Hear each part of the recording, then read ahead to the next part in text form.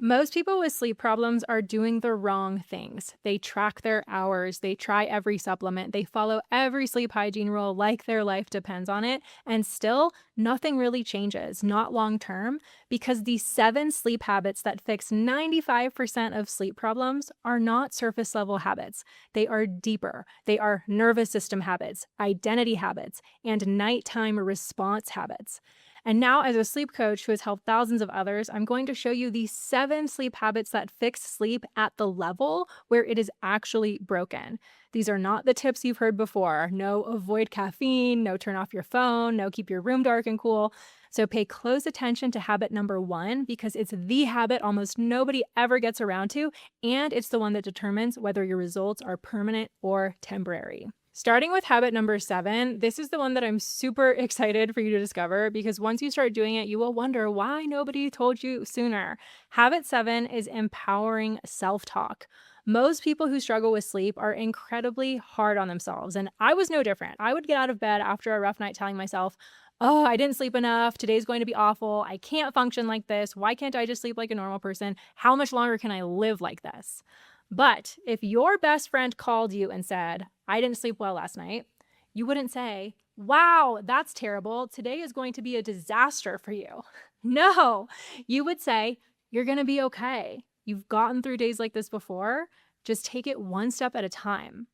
You deserve that same kindness from yourself because the way that you speak to yourself matters. Negative self talk keeps you in a state of stress and judgment.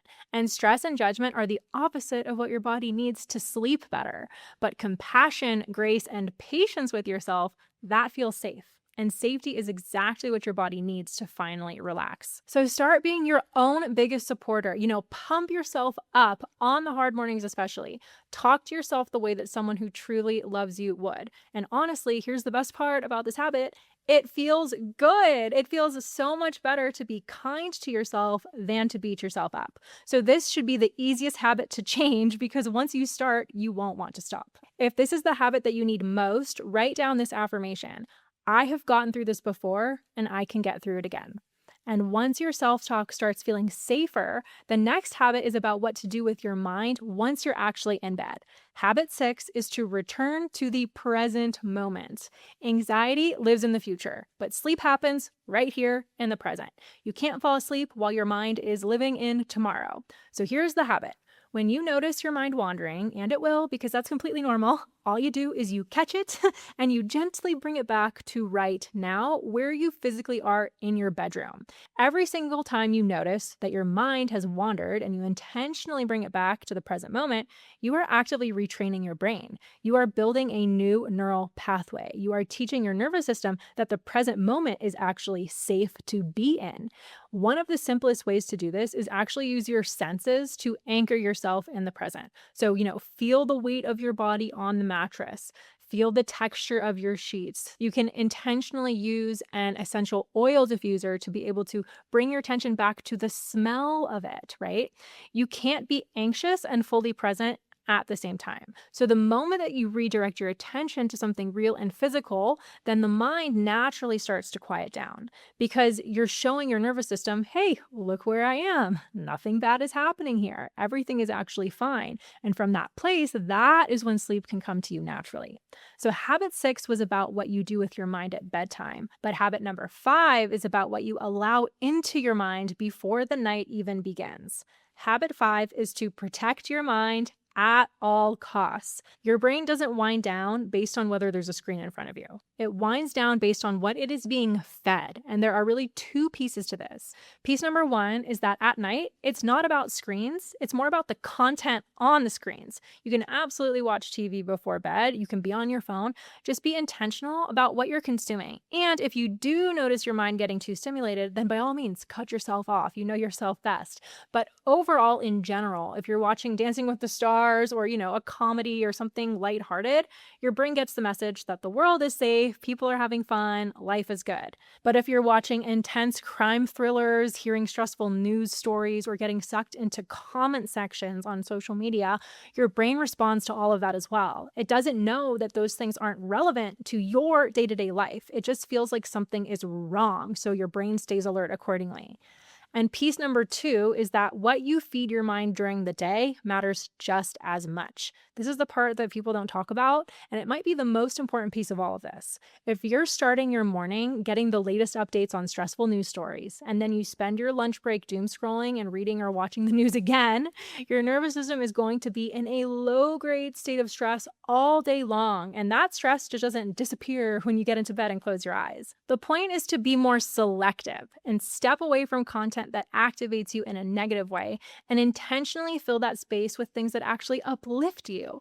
Listen to a motivational podcast on your morning commute. Put on something inspiring while you're getting ready in the morning. Consume content that makes you feel hopeful and good about life, because the energy that your mind carries during the day is the same energy it brings into the nighttime. So feed it well, and your nervous system will be so much calmer by the time that your head hits the pillow.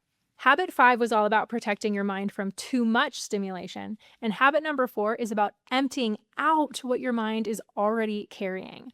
Habit 4 is a nightly brain dump. Your brain doesn't know the difference between I need to remember this for tomorrow and this is urgent right now. To your survival brain, anything that's unfinished, unresolved, or not written down feels like something it needs to stay alert for. So it keeps running this high alertness in the background, sneakily preventing you from sleeping well. So the fix is really simple. Before bed, just grab a piece of paper and write down anything that's going through your mind. Every worry, every task, anything that's still pending, anything that you're already thinking about for tomorrow. When you get it out of your head and onto paper, your brain gets the message. This is recorded. It is handled. You don't need to stay awake to remember it. And here's an extra bonus tip that seriously helps so much, which is to write down the order of operations for tomorrow. What is the first thing that you're going to do in the morning? What's the most important thing that you need to prioritize? Decide it the night before or at the end of your workday, even better. That kind of proactive planning shows your survival brain that everything is under control and that nothing is going to be forgotten while you sleep. Having a dedicated journal for this also makes it so much easier to turn into a consistent nightly habit, which is why I published my own daily journal on Amazon called the Get Out of Your Head Sleep Journal that actually has a dedicated brain dump area just for this. And this is the same journal that all my clients and members of my sleep success program use. So if you're interested in that, the link is in the description. Habit number 4 was all about helping you close out the day, but habit number 3 is where we look at the way that you've been moving through the day before you even get into bed. Habit 3 is to interrupt autopilot survival mode. The way that you've been moving through your life has been quietly keeping your stress response activated all day long without you even realizing it. Here's the thing that most people never connect. Insomnia isn't really about nighttime. It's a reflection of how you're moving through your whole day. Fast, urgent, always on, treating everything like it's a lot more important than it actually is. And over time, your nervous system learns this is just how life is. Stay ready, stay alert, don't fully relax because something important is always happening. So by the time that you get into bed, your brain is still running that same program, even though you're not doing anything, even though you're just lying in the dark trying to sleep. So that is what I call autopilot survival mode. And the way out of it starts with some good old honest self-reflection, not from a place of judgment, of course, but from just more genuine self-compassion and curiosity. Where in your life are you regularly self-sacrificing? Where are you tolerating things that drain your peace? Where are you neglecting your own needs, your own passions, your own need to rest? Because your nervous system is not just responding to what's happening at 10 p.m. It is responding to everything that's been happening since 10 a.m., since 2 p.m., since 4 p.m. And when you start protecting your peace during the day, when you start treating rest as necessary instead of lazy, and you start slowing down instead of always pushing through, your cortisol naturally starts to lower and your brain starts to feel safe again. That is what truly changes your sleep long term, which is something that a new supplement or a new pillow rarely can do.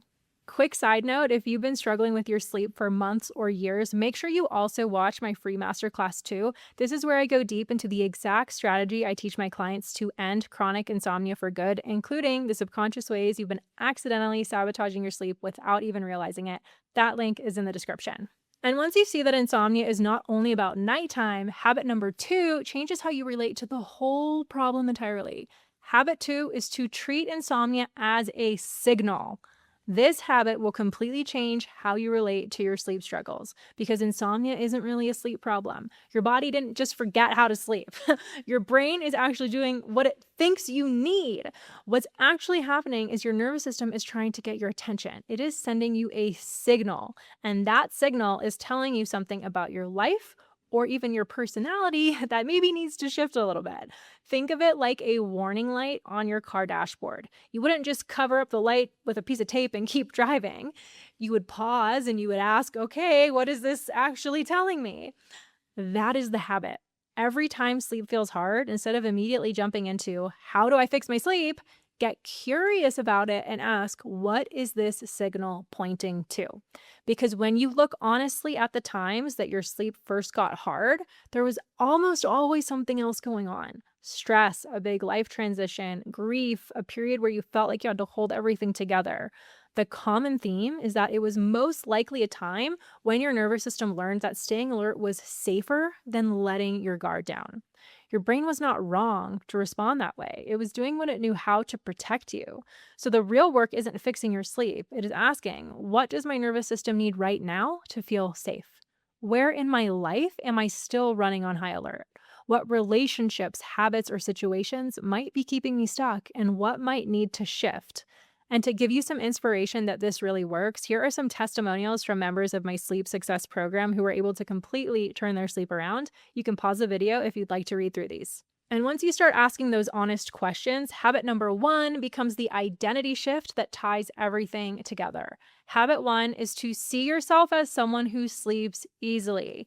If you've been struggling with sleep for a while, weeks, months, years, there's a really good chance that you've started saying things like, I can never sleep. It always takes me forever to fall asleep. I always wake up during the middle of the night. I have terrible insomnia. And I did all of this, by the way. I said all of those things. And every single time that you repeat those thoughts, your brain is taking note. It is always listening to the story that you are telling about yourself.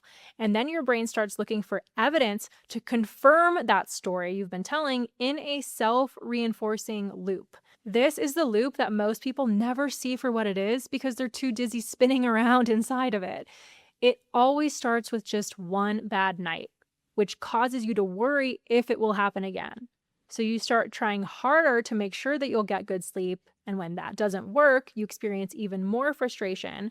And when you're frustrated, you still can't sleep. And now you reaffirm to yourself through your own internal dialogue by saying things like, see, I can't sleep.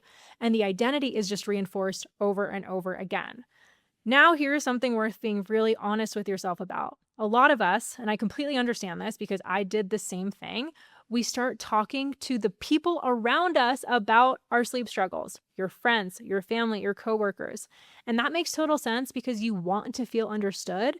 But if every conversation about your sleep is focused on how bad it is, how long it's been going on, and how hopeless it feels, you're not just venting. You're accidentally rehearsing the story. You're reinforcing that identity. And every time someone responds with, oh, that's terrible, I don't know how you get through the day, as well-meaning as that is, it's confirming the narrative that you're someone who can't sleep. So think about someone you know who sleeps well all of the time. They don't walk around obsessing over their sleep or telling everybody how great they slept, right? Sleep is just a non-issue to them, so it's not even a topic of conversation. So if you want those same results, you have to start thinking the way that they think. Sleep has to become a non-issue for you as well. So these are the 7 sleep habits for insomnia. Empowering self-talk, returning to the present moment, protecting your mind, doing a nightly brain dump, interrupting autopilot survival mode, treating insomnia as a signal, and seeing yourself as someone who sleeps easily. The deeper shift is this. Your body did not forget how to sleep. Your brain is just relearning that it is safe to let go. And if you want to start building these habits today, go watch this video next. I walk you through exactly how to train your brain to fall asleep fast, both at the beginning of the night and to fall back asleep if you wake up. You can watch it right here.